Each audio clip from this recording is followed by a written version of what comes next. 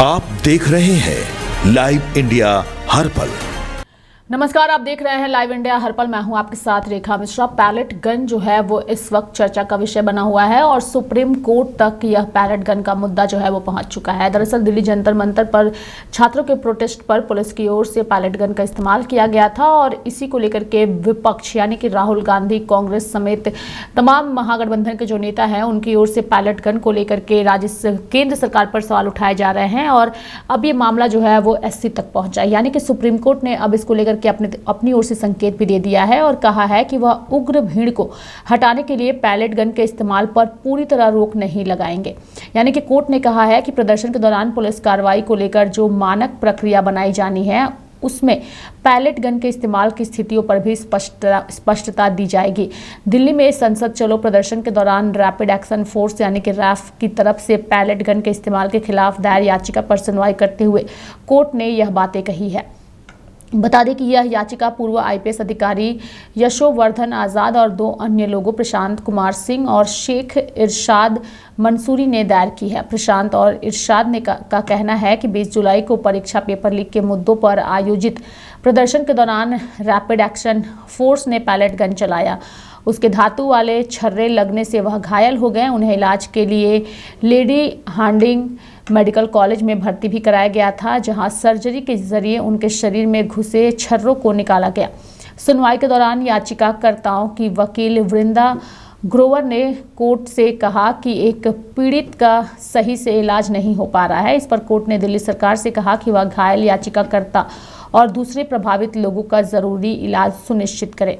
Chief justice Suryakant, justice Joy Mallya Bagchi और justice V Mohana की bench ने पैलेट गन के इस्तेमाल पर पूरी तरह रोक की मांग को अव्यावहारिक कहा।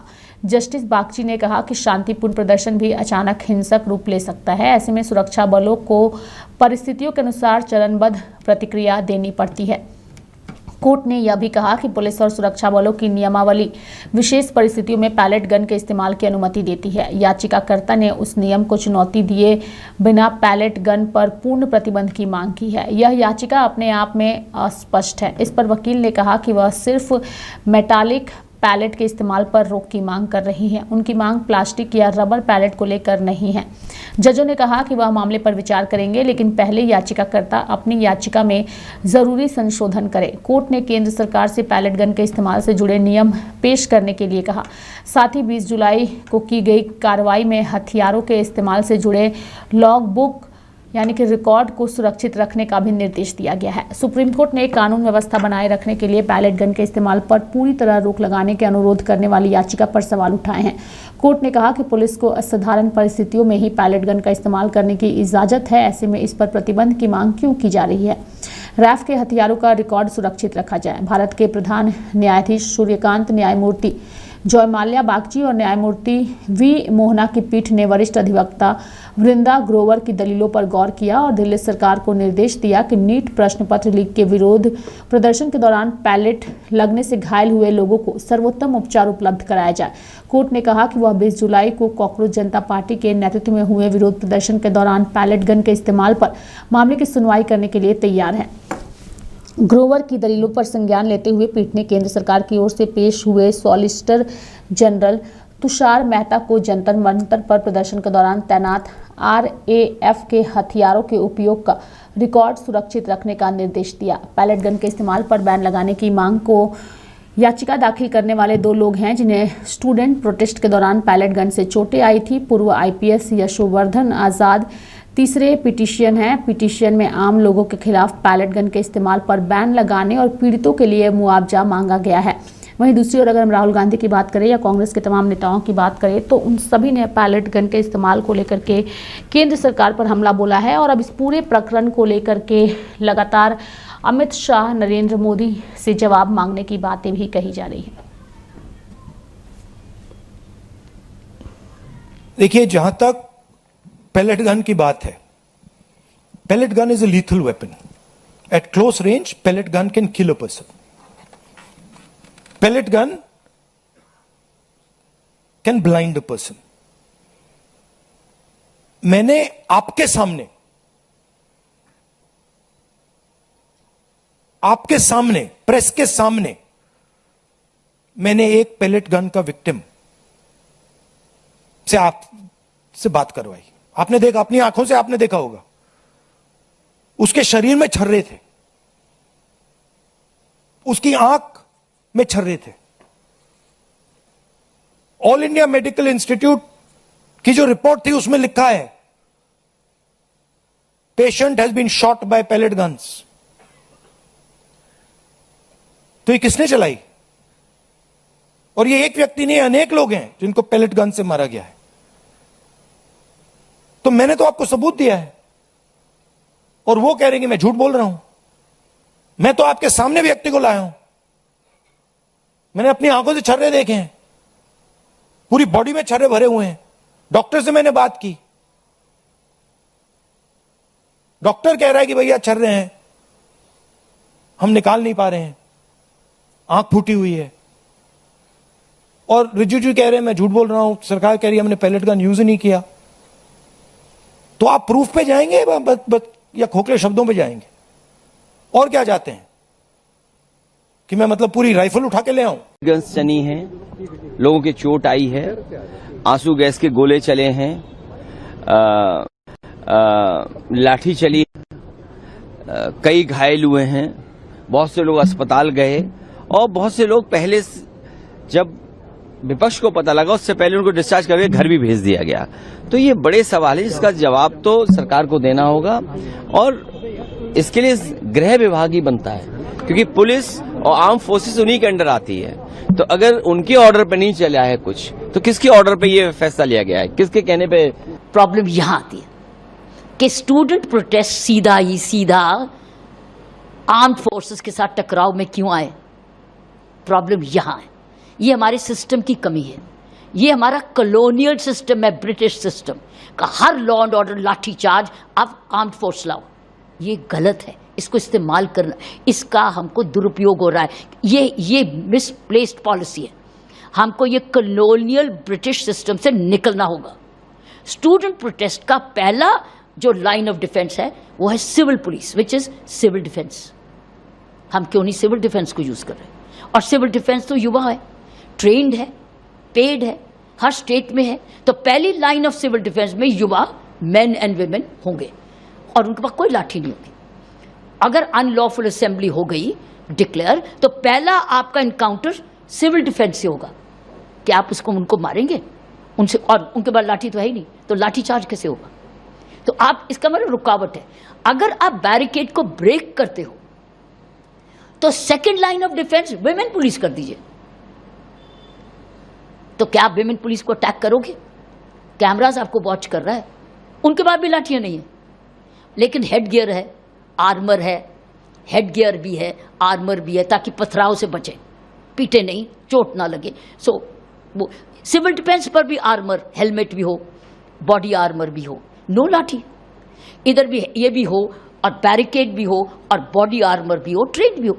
लेकिन अगर बेकाबू हो रहा है तो फिर लास्ट रिजॉर्ट होनी चाहिए अपनी आर्म्ड पुलिस सिचुएशन देख के करेगी, ये उसकी जिम्मेवारी है।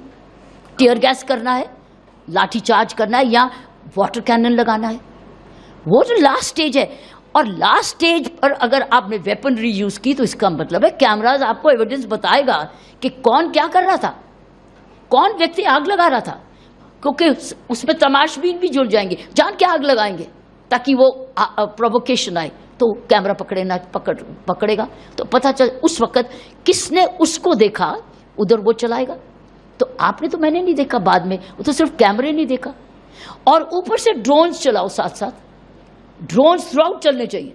ड्रोन आपको कैप्चर, ऊपर से भी कैप्चर करे, ड्रोन टेक्नोलॉजी का इस्तेमाल नीचे से भी करे, तो आप तो इन दी एंड पता चल जाएगा किसने क्या किया। लेकिन एक बात है कि प्रदर्शियों को पता होना चाहिए कि जब आप प्रदर्शन के लिए आए हैं और 144 लगी, वो जैसे 144 पहले थी, जो जिसके बाद प्रोहिबिटरी ऑर्डर आ गया और आपको कहा गया कि you are a non lawful assembly, ना हो, कुछ भी हो सकता है। तो आप पहले सिविल डिफेंस को भी तोड़ेंगे, विमेन पुलिस को भी ओवरलुक करेंगे, फिर आप एनकाउंटर करेंगे, क्योंकि उस वक्त तो पुलिस की ड्यूटी है लाइफ एंड प्रॉपर्टी को बचाना। चौथा गलती, अगली गलती जो मैंने देखा ये यहाँ पर प्रोटेस्ट में हुई है। एक तो कोई बैरियर नहीं, आप सीधा ही बढ़ रहे हैं आर्म्ड फोर्स के साथ। पहले कोई बैरियर नहीं है, सेफ्टी जोन्स नहीं है, जैसे कि बीएसएफ होती है आर्म्ड फोर्सेस पे, ऐसे ही मैं उसी एंगल से मैं ये कह रही थी। चौथी चीज है कि हम सीधा प्रदर्शनियों को पार्लियामेंट हाउस के दरवाजे दिखा रहे हैं, डेस्टिनेशन हम पार्लियामेंट हाउस दिखा रहे हैं। क्यों?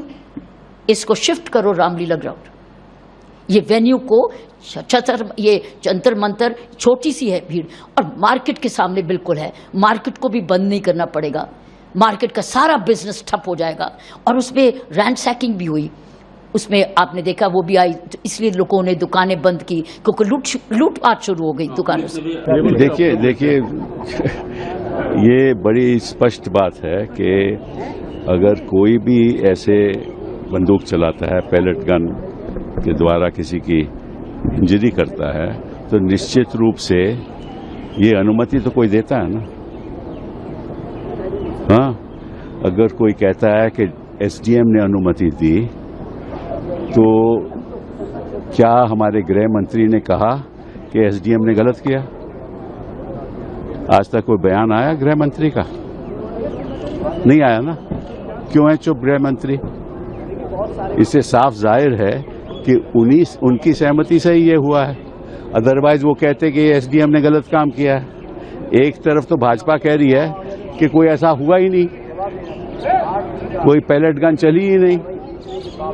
भाजपा के कई लोगों ने ये बात कही ना, फिर जब साबित हो गया कि चली, जब राहुल गांधी ने दिखा दिया कि उनके मुखड़े पे, आंख में पैलेट गन है, बॉडी पे इंजरी है, तो इनको मानना पड़ा। और फिर गृह मंत्री चुप क्यों है?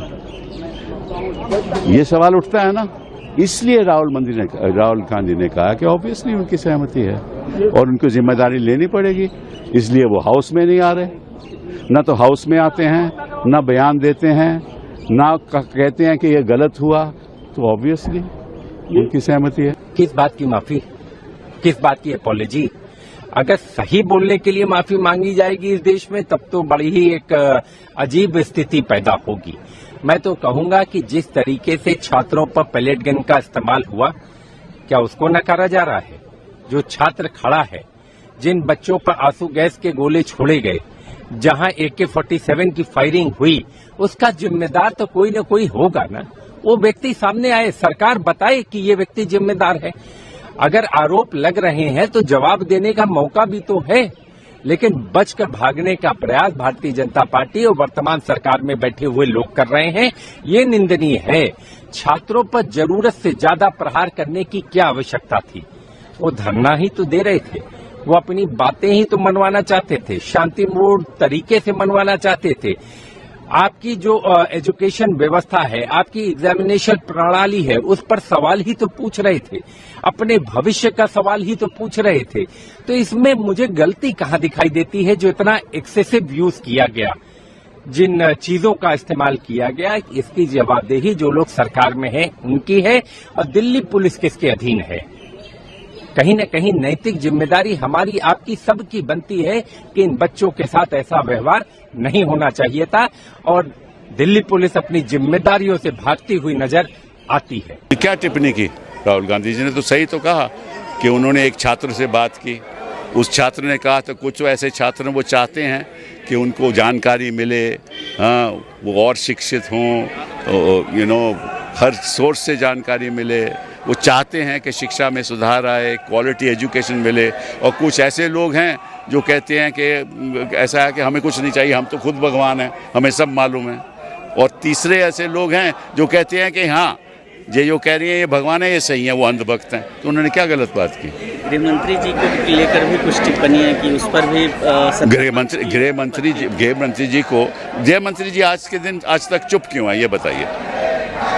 इतना बड़ा हादसा हो गया, महिलाओं को मारा गया, कपड़े फाड़े गए, चोटें आई, अस्पताल में दाखिल हैं, गृह मंत्री जी चुप हैं। और फिर और इनके लोग तो कह रहे हैं, भाजपा के लोग, कि ऐसा कोई पैलेट गन चला ही नहीं। और जब साबित हो गया कि हाँ चला है, फिर भी गृह मंत्री जी को फिर कुछ लोग कहते हैं ये तो एसडीएम का कहा हुआ था। अरे भाई, एसडीएम ने कहा हुआ तो इनको बोलना चाहिए ना कि एसडीएम ने गलत किया। एसडीएम को सस्पेंड करो, करना चाहिए ना, इन्होंने वो भी नहीं किया। ऑब्वियसली इनकी सहमति थी, इसलिए सदन में नहीं आते, इसलिए जवाब नहीं देते, इसलिए घर बैठ के सोचते हैं कि शायद ये बात मतलब कि टल जाए। मुझे एक बात बताइए, अगर गृह मंत्री जिम्मेदार नहीं है अपने मंत्रालय चलाने में, तो क्या वो भी प्रॉक्सी हैं, कठपुतली हैं किसी की, कि पैलेट गन्स चल गई और गृह मंत्री को पता ही नहीं था? तो जिम्मेदारी तो गृह मंत्री की ही है। AK-47 चल रही है और गृह मंत्री के लिए आप कहेंगे कि नहीं वो जिम्मेदार नहीं है, तो क्या नागपुर से आदेश आते हैं? ये भी कमाल की बात कर रहे हैं। लेकिन सत्ता पक्ष का अपने आर्गुमेंट सुना सर, वो कह रहे हैं कि जब डिस्कशन संशोधन बिल पर है, इसमें पुलिस के बिहेवियर और ये पुलिस का बिहेवियर किस पर हुआ था? नौजवानों पर हुआ था। नौजवान किस बात पर प्रोटेस्ट कर रहे थे? पेपर लीक पर कर रहे थे। क्या संबंधित नहीं है ये? अब वो तो अपोलॉजी डिमांड कर रहे हैं। करे ना होम मिनिस्टर आके अपोलॉजी, हम भी तो वही डिमांड कर रहे हैं। सर दोनों तरफ से अपोलॉजी की मांग। भैया लाठी किसने चलाई, पैलेट गन किसने चलाई? राहुल गांधी ने चलवाई। सरकार तो तुम्हारी है ना, तो माफी तुम ही मांगोगे। AK-47 क्या राहुल गांधी जी ने चलवाई? हम क्यों माफी मांगे? हम नौजवानों की आवाज उठा रहे हैं, उसके लिए माफी मांगे? जी नहीं, कभी नहीं मांगे। गतिरोध एक बार फिर से बरकरार। पूछे इनसे जिन्होंने गतिरोध किया है। तो मेरे साथ फिलहाल अभी के लिए इस खबर में इतना ही। आप देखते रहिए लाइव इंडिया हर पल। नमस्कार।